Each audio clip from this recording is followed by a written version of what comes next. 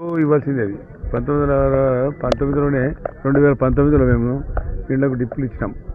అంతే, ఇంతవరకు చేరలే. అంటే ఈ గత 5 సంవత్సరాలు ప్రభుత్వం ఏమి పట్టించుకోలేదు దీని గురించి. పేదవారు ఉన్నారు, వారికి లబ్ధిదారులకు ఎందుకు ఇవ్వాలా, వాళ్ళ డిప్ ఎత్తినాము, డిప్ ఎత్తిన తర్వాత వాళ్ళకి ఇవ్వాలని చెప్పి ఆలోచన రాలే.